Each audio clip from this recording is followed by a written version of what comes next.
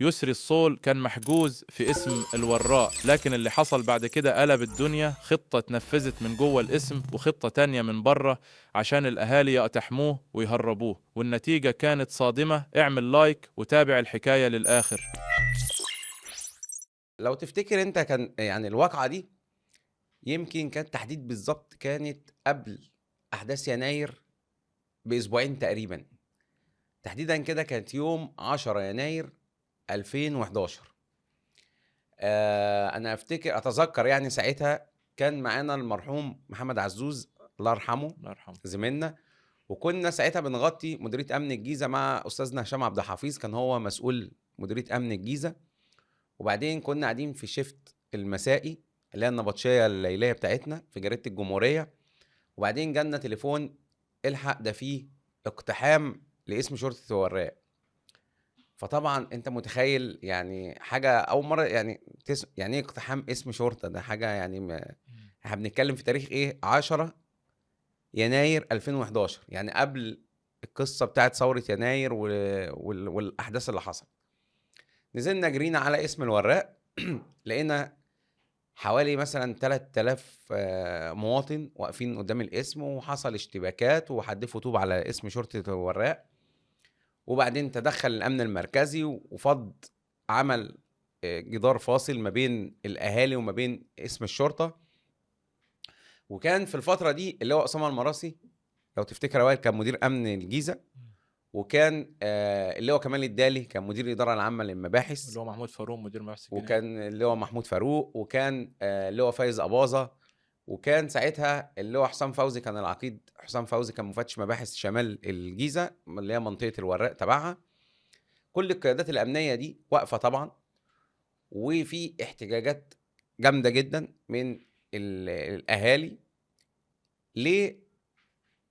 لأنه جالهم معلومة إنه اسم الشرطة بيولع، والناس المحجوزة ذويهم المحجوزين اتصابوا وفي ناس ماتت. فالاهالي دي كلها رايحه تهجم على الاسم، عايزه تدخل الاسم علشان تشوف الناس المصابه وذويهم والكلام ده كله، عايزين يطمنوا عليهم.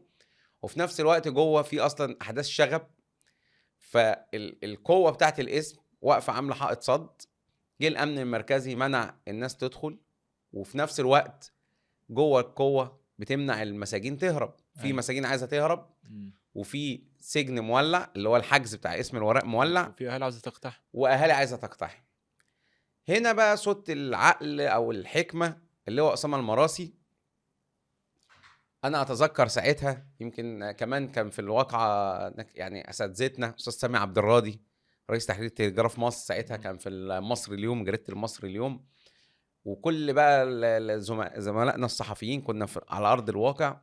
فكنا متواجدين جنب اللي هو اسامه المراسي. فوجئنا لقيناه خد الميكروفون وطلع في وسط الناس هو واللواء كمال الدالي. وطبعا اللواء كمال الدالي انت عارف طبعا هو اساسه الجيزه، وبعديها بقى مدير امن الجيزه، وبعد كده محافظ. محافظ الجيزه. طلعوا يخاطبوا في الناس وكلموهم بالميكروفون، وتم الاستجابه لمدير امن الجيزه، لانه وعدهم ان هم يدخلوا يشوفوا ذويهم. اختاروا بقى من كل واحد، كل اسره مسجون، عملوا كشف باسامي الناس المسجونه، وخلوا كل واحد يخش يطمن على يدخل قريبه. الاسم يشوف يطمن على ذويه. وتم السيطرة على الموضوع. حصل أحداث كتيرة، بس خلينا نرجع بس نتكلم كده إيه يعني، هنذكرها وإحنا بنتكلم ونحكي فيها أكتر. ولكن القصة دي كلها كان مين وراها؟ كان يسر يسر السود. السول. وهنا بقى يعني كان ساعتها أول مرة يعني يتردد قدامنا اسم يسر السول، وجه قدامنا في قواضي عادية. لكن لما تيجي واقعة زي كده بالشكل ده، يجي اسم السول يسر السول، فانت بقى شغلنا بقى الصحفي، انت بتبحث وتتحرى مين بقى هو القصه والحكايه. كلمنا بقى عن يسر السود، مين هو وإيه حكايته بالظبط؟ يسر السول هو من مواليد 78، اسمه يسري احمد عبد العال، عنده 34 سنه، مواليد شارع اسمه شارع البنان في الوراق. والده كان سول، عشان كده يعني لقب العيله اسم السول. وكان والده من يعني من الناس المتعصبة جدا من مشجعين الأهلي المشهورين جدا على مستوى محافظة الجيزة. مم. وكان لو الأهلي كسب أوائل في احتفالات، ولو خسر ينزل يزعق مع الناس في الشارع ويشتم أي حد وبتاع يعني. مم. كان كان واخد وضعه برضه، فاهم؟ لكن طبعا وضعه يعني بالأدب والكلام ده كله، كان محبوب يعني في الشارع. وكان عنده أولاد كتير غير يسري. يسري هو الكبير، كان ليه اخوات بقى باسماء شهرة: لولو واوكا وونش وبيبو وديدي. ما شاء الله عزوة يعني. مم. فيسري كان طالب في الثانوية العامة، ومصاحب الناس في الشارع وليه زمايله والدنيا تمام وما فيش اي حاجة، والابن الكبير والاب عايز بقى ابنه يبقى كويس والكلام ده كله. للاسف الشديد ما بيكملش الثانوية بسبب رفقة السوق والصحاب والكلام ده كله. اتلم بقى على يعني الناس بقى اللي هي خلته، ما صحابه اللي ما خلوش يكمل دراسته، بيقع في الثانوية العامة خلاص، ما يكملش دراسة، وينطلق في الانحراف. ليه ينطلق في الانحراف؟ عايز يتصيد، عايز يبقى معروف. عارف انت نفس كده ايه يعني، زي يعني زي الاشياء اللي بنحكي عليهم. عايز يقلد، زي بيليا كده مثلا، ما كان بيقول لك انا حبيت اقلد، مم. انا كنت رياضي وبتاع والدنيا فل وما بشربش سجارة، فجأة انا عايز اقلد. فيسري شايف ناس موجودة وناس معروفة والكلام ده كله، عايز فانا الصيد. عايز ابقى زيهم. بس هو من جواه برضو عنده حتة كده كان عدواني يعني، فاهم؟ سلوكه يعني من هو صغير يعني بيفتعل مشاكل والكلام ده كله، وعدواني مع الناس وجريء وقلبه ميت والكلام بقى اللي هي الصفات بتاعت الأشقية. واحنا لما بنقول كده يا جماعة مش بنقول حاجة يعني، مش بنمدح، احنا بنوصف الشخصية. يسري خد الطريق ده، وابتدى اوائل بقى مشاكل عشان يفرض سيطرة، مم. وشوية بقى يظهر بسلاح والكلام ده كله، سلاح ابيض، ويضرب ده ويعور ده ابتدى في السكة دي. الكلام ده كان سنة كام مثلا؟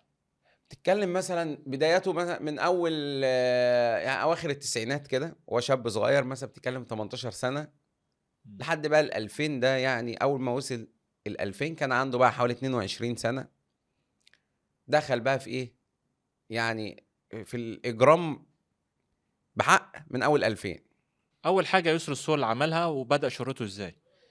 بدأ شهرته زي ما قلنا بقى عايز يفرض سيطرة.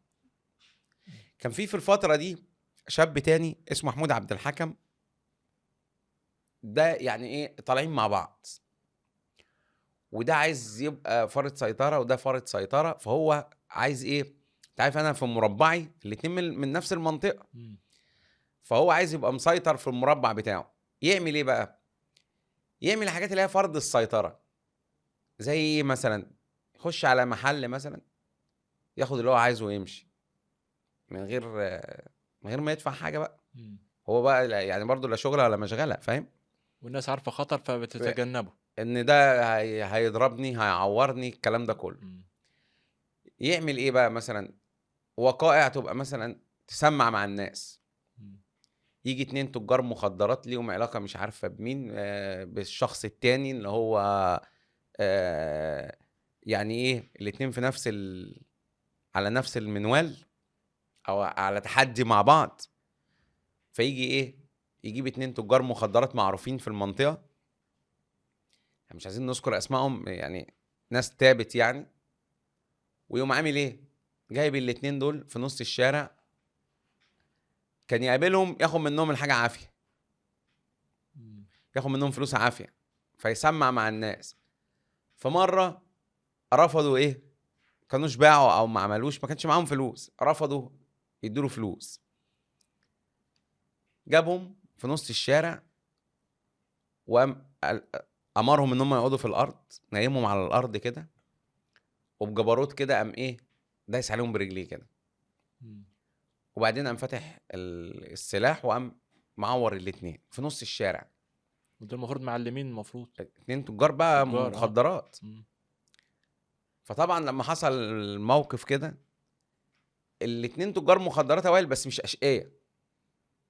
ما في مثلا تاجر مخدرات بيبقى شقي وتاجر مخدرات، وفي تاجر مخدرات هو واخد السكة بتاعت المخدرات بس، لكن ملوش في شقاوة ولا الكلام ده. فالاتنين دول كانوا كده. فهو لما عمل معاهم القصة دي قدام الناس طبعا جبروت، يضرب ويعور والكلام ده كله. ده دول مثلا نموذج مع تجار مخدرات. قيس بقى على كده بقى ايه زي كده مواقف كتير ابتدى يتسمع اسمه مع الناس والكلام ده كله. ده يسري فاهم؟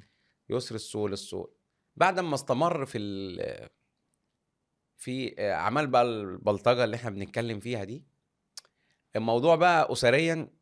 ابوه برضو هم اخوات كتير، وواحد شقي خلي بالك هيجر بقى ناس تانية في الشقاوة. يعني ابتدى ايه تحت منه مثلا ايه اخوه دي يبتدي يخش شويه يبقى نفس على الخط. فابوه هنا عمل ايه؟ قال لك خلاص بقى انا المه واجوزه. قام مجوزه بنت خالته. لما اتجوز طبعا انجبت ابنه احمد. هو كان مشهور بابو احمد يسري ابو احمد، وكان مبسوط جدا طبعا بقى بالموضوع ده. هدي شويه ولكن نفس الموضوع بدأ يكمل تاني ويرجع. يعني عارف انت فيه هدوء وفرحان بابنه وبتاع، بس ما هي الفكره في ايه؟ افراح يسري السول. عارف انت ما هو المشكله في ايه؟ عارف الصيت ولا الغنى؟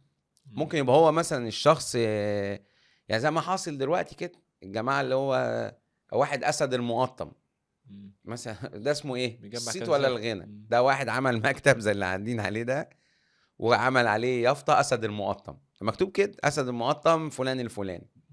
قبضوا عليه لقوه بيجمع كنزات. راجل عامل يعني بيجمع قمامه والكلام ده، وكل الاحترام طبعا والتقدير لكل عمال النظافه فوق دماغنا. على دماغنا. ولكن يعني هو الصيت ولا الغنى؟ فنفس القصه من كتر الصيت. الافراح بقى الشعبيه زمان بقى ما عندكش فكره. يعني كانت هي دي اكتر حاجه تودي في داهيه، الافراح الشعبيه زمان. يعملوا له هاله يصدق نفسه يروح. في الجزء الجاي هنعرف ازاي يسري الصول اتفق مع المساجين انهم يولعوا في الاسم من جوه، وازاي قدر يحرك 3000 واحد من اهالي الوراء عشان يحصروا الاسم ويهربوه قبل الثورة باسبوعين. بس ما تنساش اللايك والمتابعة.